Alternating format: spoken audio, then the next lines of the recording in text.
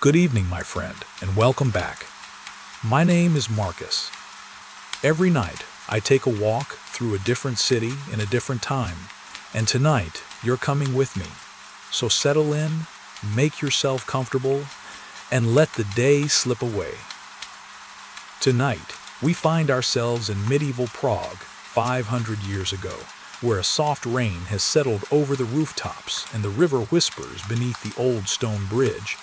There's nothing to do now, and nowhere to be. Just walk with me.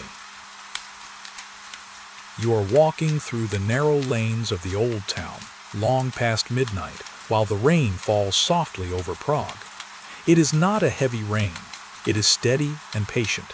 It gathers on roof tiles, slips from wooden gutters, and threads its way down the uneven faces of stone walls. The whole city seems to breathe more slowly beneath it. The lane is narrow enough that the upper stories of the houses lean gently toward one another, as if they are old friends sharing a quiet secret above your head. Their timber frames are dark with rain.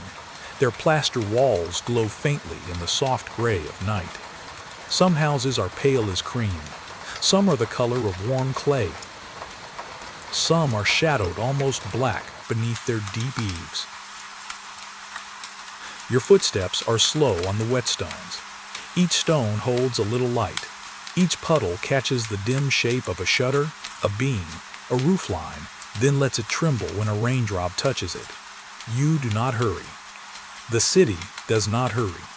The night has folded itself around you, and there is plenty of time. On either side of the lane, the workshops are closed. Their shutters are pulled tight. Heavy wooden doors rest beneath iron hinges, polished in places by many hands. Here, a cobbler works by day, shaving leather beside a small window. Now, his bench is still. A row of lasts waits behind the shutter, and the smell of leather has faded into the wet smell of wood and rain. Farther along, a cooper's sign hangs from a bracket above the street. It is carved in the shape of a barrel, dark and shining with water. The sign moves a little in the rain, not swinging strongly, only nodding now and then when the night breeze finds it. Beyond it, a baker's mark is painted above a doorway. A sheaf of grain, a round loaf, a pale hand lifting bread from an oven. The door is shut, but from somewhere deeper inside the house, faint and warm, comes the first thin breath of wood smoke. The bakers of Prague rise before dawn. Even now, while most of the city sleeps, someone in a back room may be coaxing a coal to life. Soon the ovens will warm. Soon dough will be turned and folded, and the lanes will carry the smell of bread under the rain. But for now, the scent is only beginning. A promise, soft as a thought. You pass beneath wooden signs for trades that fill the daytime streets with sound. A pair of shears for a tailor, a painted fish for a fishmonger, a gilded cup for a seller of wine, a small iron key for a locksmith. In daylight, these signs guide hands and feet and errands. Tonight, they sway in silence, their colors deepened by rain, their edges silvered by droplets. The houses around you are close and tall. Some have little covered galleries. Some have steps worn hollow by generations of feet. Behind the shutters, families sleep beneath wool blankets. Children dream in lofts above storerooms. Cats curl close to hearth ashes. A few embers remain red in kitchen fireplaces, covered carefully for morning. Rain barrels stand under the eaves. You can hear them filling, one drop after another, a hollow wooden tapping that repeats and repeats. The water smells clean and cool. It carries the roofs down into the street, the sky down into the city, the night down into every little corner. Ahead, at the end of the lane, a single light glows. It is the night watchman's lantern, far away, moving slowly past an opening between houses. You see it only for a moment, a warm yellow point behind the veils of rain. Then it disappears beyond a corner, leaving the lane as quiet as before. You turn with me, gently, into another passage. The stones here slope a little. Water runs along the middle in a narrow, shining thread. Your cloak is warm enough. The rain touches it and darkens it, but it does not trouble you. It is the kind of rain that makes the whole world softer. Edges blur. Sounds settle. The high gables seem to float above the street. A brewer's cellar lies below one of these houses. You know it by the sweet smell that rises through a low grate near the ground. Malt, damp wood, and cool stone. In the daytime, men carry sacks and barrels here. They work in the dimness beneath the house, where the air stays steady and the beer rests in the dark. Now the cellar breathes quietly into the lane, and the scent mingles with rain. A monastery bell sounds in the distance. It is faint, softened by roofs and water and sleep. The note travels above the town, over tiles and courtyards, over wells and gardens hidden behind walls. It does not call anyone from bed. It simply marks the hour for those few who are awake, and then the sound fades into the wet night. You walk on. The old town gathers around you in layers. A small courtyard opens on your left, with a stone well at its center. The well roof is beaded with rain. A rope hangs still. In the corner, a cart rests beneath a lean cover of boards. Its wheels are splashed with mud from the day, but tonight they are calm, rinsed clean by the falling rain. There are no raised voices, no hurry, no footsteps but yours. The sleeping city offers only small sounds, a drip from a gutter, a soft creak from a sign, the whisper of your hem against stone, the sigh of rain in the narrow air between houses. You come at last toward a wider space. The lane begins to loosen. The roofs draw back. The darkness opens. The stones underfoot become broader and flatter, and the little sound of your walking spreads out into the great quiet of the old town square. Here, the square lies almost empty beneath the rain. In daylight, it is a place of stalls and carts, of cloth awnings and bargaining, of horses and bells and voices. Tonight, it is wide and still. The rain crosses it in silver lines, slanting through the faint glow of sheltered lamps. Water gathers in shallow pools between the stones, reflecting towers, gables, and the pale undersides of clouds. You pause near the edge, under the shelter of an arcade. The columns are cool beside you. The stone smells of rain and age. Across the square, tall houses stand with painted fronts and dark windows. Their steep roofs rise into the night like folded hands. Some have signs fixed above their doors. Some have painted emblems, dim but still visible where the rain has made the colors shine. The great astronomical clock rests on its tower. Its face is silent now. The painted circles of the heavens are darkened by rain, yet the gold and blue and red still glimmer faintly. The sun and moon upon the dial seem to sleep in their appointed places. The little figures are still.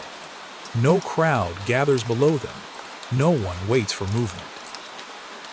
The tower watches over the square with an old patience. The clock is made to measure the turning sky, the hours of human work, the paths of heavenly bodies, and the sacred rhythm of days. But tonight, in this deep hour, it seems less like a machine than a dream held in painted wood and metal. Rain beads on its carved edges. The moonlight behind the clouds touches its face and slips away. It keeps time without speaking. You step out from the arcade, slowly crossing the square. The stones are glossy beneath you. The rain is gentle on your hood. Somewhere under a nearby roof, a small animal shifts in straw, then becomes still again. The square remains asleep. Near the center, market boards have been stacked and covered. By morning, people will return with baskets of eggs, bundles of herbs, fish packed in wet straw, cloth, pots, cheeses, and apples from orchards beyond the city. Now the empty place holds the memory of all that daylight bustle, washed clean and made peaceful by rain. The towers of the church rise nearby, shadowed and immense, their spires almost hidden in low cloud. They do not loom, they simply stand. The rain runs down their stone sides and gathers along carved ledges. From so far above, droplets fall now and then in larger beads, landing with soft taps on the square below. You breathe in. The air is full of stone, damp wood, ashes, and distant malt. Beneath it all is the faint sweetness of bread ovens waking somewhere in the maze of lanes behind you. The scent comes and goes, carried by currents of rain-washed air. It is not yet morning, but morning has begun its quiet work. You pass below the clock tower and look up once more. The painted face glistens. A dark window above it reflects no candle, no figure, only the wet gray night. The clock keeps its own deep silence. You keep yours. There is nothing to ask of it. There is only this passing moment. Rain falling over Prague and time moving so slowly that it feels kind. From the square, you follow a lane that bends away toward the river. The houses grow close again. The way narrows, then widens, then narrows once more. Prague is a city of turns. It does not give itself all at once. It reveals a doorway, then a corner, then a lantern under an arch, then a strip of sky between roofs. Your steps are easy. The lane descends almost without your noticing. Rainwater runs with you, slipping between stones, seeking the lower ground. It gathers in the seams and murmurs at your feet. The sound is small, but it guides you. On one side, a line of shuttered stalls leans beneath a covered passage. On the other, a wall is furred with dark green moss. A wooden drain spout pours water in a steady stream into a barrel below. The barrel is nearly full. Each drop rings softly on the surface, then vanishes into the hole. You pass a doorway where sacks of grain are stacked under canvas. The rain has reached only the edges. Beyond the door, a stair goes down into darkness toward another cellar. The city is built not only upward but downward. Under the houses, cool rooms hold beer, wine, root vegetables, salt fish, and the saved goods of many households. The ground beneath Prague is full of quiet keeping. A little farther on, the smell of the river reaches you. It is cool and broad. Wet reeds, mud, timber, rain on flowing water. The lanes open and the air changes. The close warmth of houses falls behind. Ahead, beyond a row of low buildings, the Vltava moves through the dark. You come down to the bank. The river is not bright tonight. It is a long, dark ribbon, softly broken by raindrops. The far bank is a blur of roofs and walls climbing into shadow. The great stone bridge stretches across the water nearby, its arches dark beneath, its tower standing at the end like a gate into a dream. Along the near bank, rafts of timber rest moored in the rain. The logs are bound together, dark and slick. They have come from forests upstream, carried by water, guided by patient hands. In daylight, men will shift them, count them, unload them, and send the wood into the city for beams, planks, fires, roofs, barrels, and cradles. Tonight, the rafts sleep on the river. They rise and fall almost too gently to see. Ropes creak softly against posts. Water touches wood with a slow, hollow sound. The rain makes a fine pattern on the river surface, countless little circles appearing and fading, appearing and fading. You stand with me beneath the edge of a roof and listen. Across the water, a mill wheel turns slowly in the dark.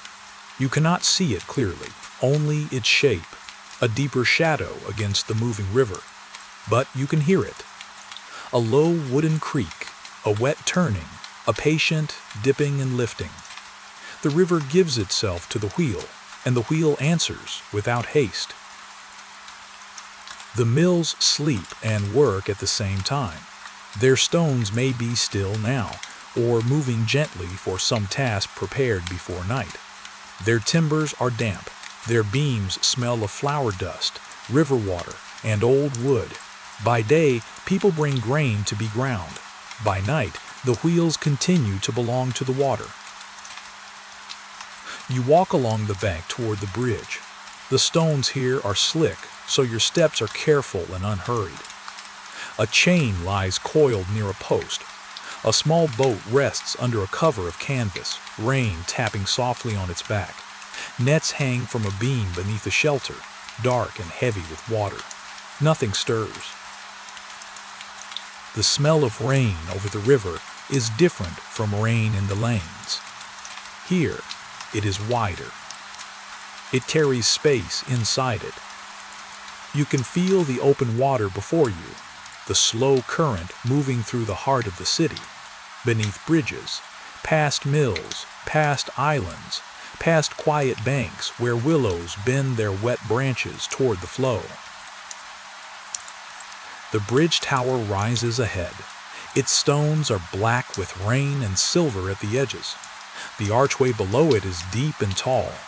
By daylight, people cross here with carts and horses, pilgrims, merchants, students, clerks, servants, and children running ahead of tired parents. Tonight, the tower gate is quiet. It holds the darkness gently, like a hooded lamp. You pass beneath the tower.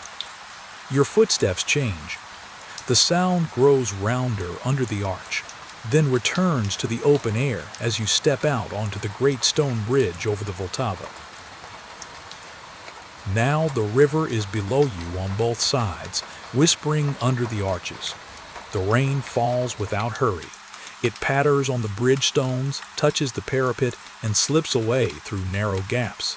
The bridge is broad, but in this hour it feels intimate, held between water and sky.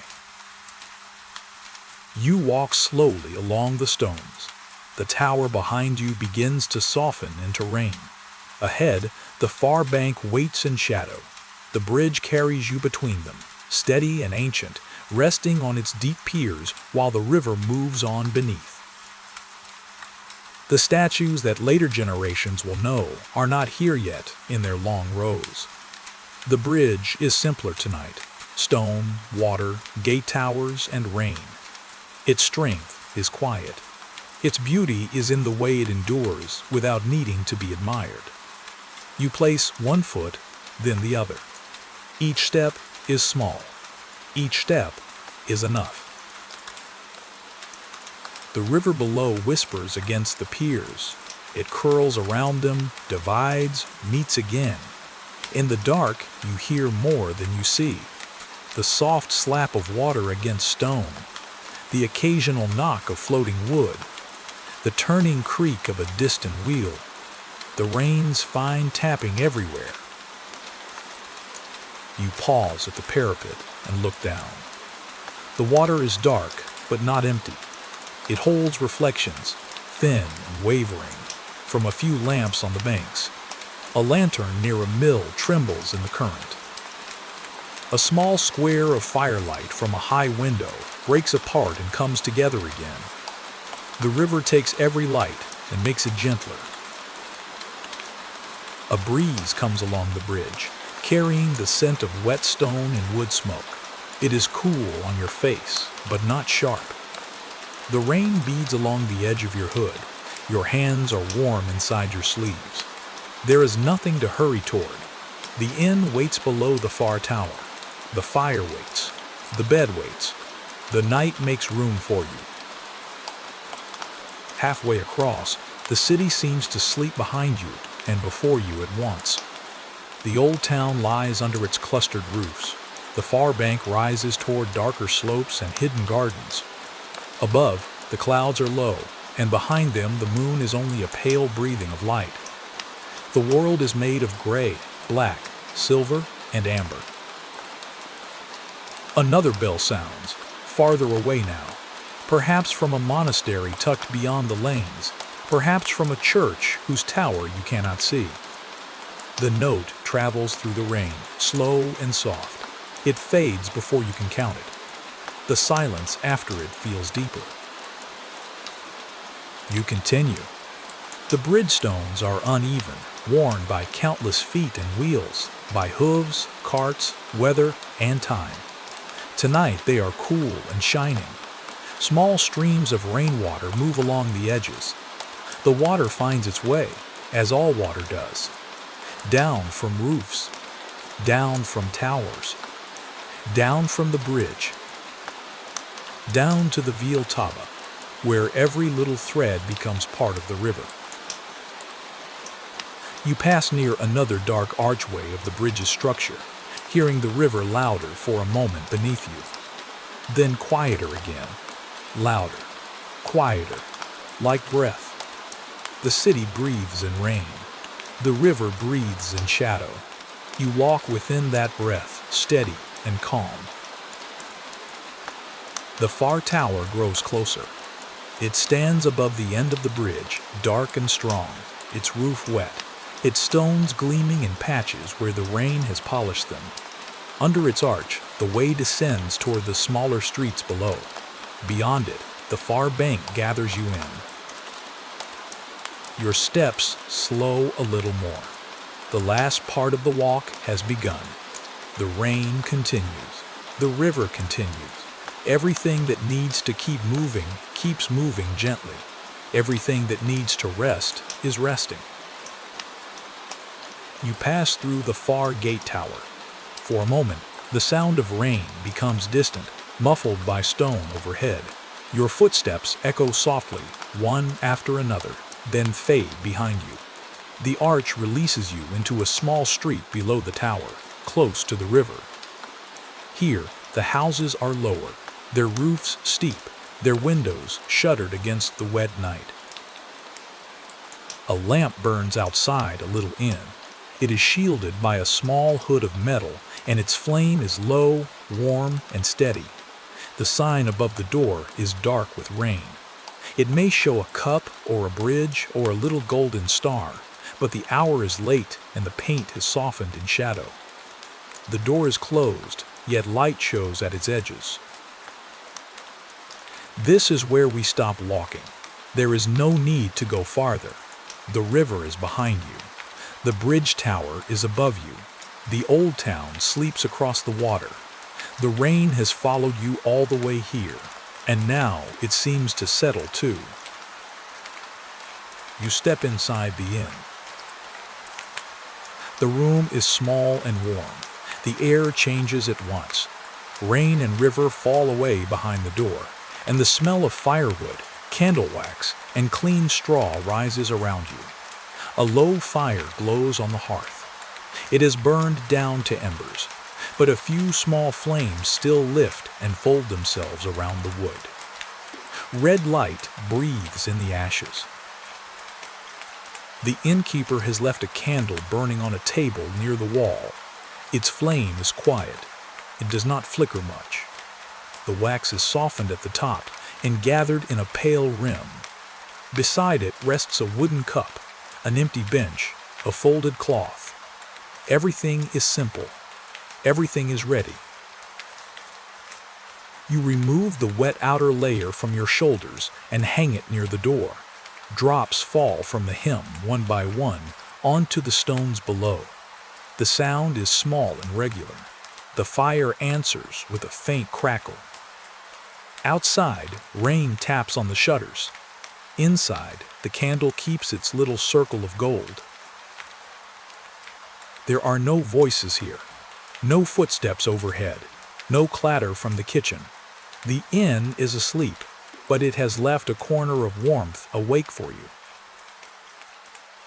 You cross the room slowly. The floorboards give a soft creak under your feet.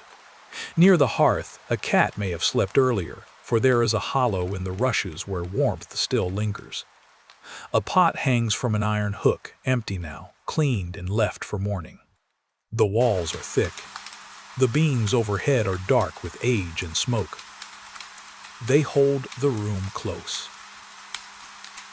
You sit for a moment near the fire, not to think, not to plan, only to feel the warmth return to your hands. The walk is behind you now. The lanes, the square, the clock, the river, the bridge. All of it becomes slow and soft in memory, like reflections on water. The rain taps on the shutters. Tap, then a softer tapping that runs together. The sound is steady enough to rest inside. It asks nothing of you. It only continues. Beyond the shuttered window, the river keeps moving beneath the bridge. You can almost hear it still, a low hush under the rain. The mill wheel turns somewhere in the dark, slower now in your thoughts, turning and turning, lifting water, letting water fall, lifting, letting fall. The candle flame bends slightly, then stands straight again. The room is dim. The shadows are gentle. The bench, the table, the hearth, the cup, the folded cloth, all become simpler in the low light. Their daytime purposes fade. They are only shapes of rest now. You rise when you are ready and climb a few narrow steps to a sleeping room above. The stairs are worn in the middle. The rail is smooth from many hands. At the top, a small chamber waits beneath the sloping roof. There is a bed with a wooden frame, a straw mattress, wool blankets, and a linen sheet cooled by the night. You lie down slowly. The bed settles beneath you. The blanket comes over you, heavy in the kindest way. It holds the warmth close. The room smells of wood, wool, rain, and the faint smoke rising from the hearth below. A small window sits behind closed shutters. Rain touches it again and again. Softly, softly, never hurried. Sometimes a drop gathers at the edge of the shutter and falls to the sill below. Then another. Then another. The whole city is still around you. The old town is asleep under shining roofs. The workshops are dark. The guild signs sway less and less in the rain. The baker's oven warms in some hidden room, and the first bread of morning waits inside the flour and the hands that will shape it. But not yet. Not now. Now there is only the bed, the blanket, the low fire below, and the rain. The clock in the tower across the river keeps time in silence. Its painted sun rests. Its painted moon rests. The square lies empty and washed clean. The lanes curl around themselves like sleeping cats. The rain barrels fill under the eaves, drop by drop, and every drop is allowed to fall.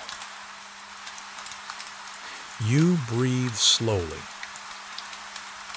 The river breathes slowly. The bridge rests between the banks, stone upon stone, arch upon arch, while the Vltava whispers below. The mills turn in the dark, patient and drowsy. Their wheels lift water, lower water, lift water, lower water, and the sound becomes part of your own drifting. You do not need to remember the way back. You do not need to know the hour. The monastery bell is far away now, softened almost beyond hearing. The night watchman's lantern is only a small golden thought at the end of a quiet street. The city is safe in sleep. You are safe in sleep. Rain on the shutters. warmth under the blanket. A little candle below, perhaps still burning. A low red fire, breathing in the hearth. You let the walk loosen from you. The narrow lanes fade first, their wet stones shining once, then dimming. The square fades next, wide and gray and peaceful. The clock face glimmers, then grows soft. The river remains a little longer, because rivers are good at staying in dreams. It moves under the bridge, under the rain, under the hush of the sleeping city. You are warm. You are still. You are tired in the old, gentle way that comes after walking slowly through rain. The shutters hold the night outside, but they do not shut it away. They let in the sound you need. Tap, tap, tap, tap. The rain keeps you company. The bed holds you. The room grows darker. The candle's light becomes a memory. The fire's glow becomes a memory. Even the river becomes a memory, moving quietly beneath everything. Sleep comes like mist from the Vltava. It rises without sound. It gathers at the edges of the room. It softens the beams above you, the blanket over you, the rain beyond the shutters. You follow it nowhere. You simply rest. The city sleeps. The river sleeps and moves. The bridge sleeps and listens. The rain falls and falls and falls and falls. Sleep well, my friend. I'll see you on our next walk.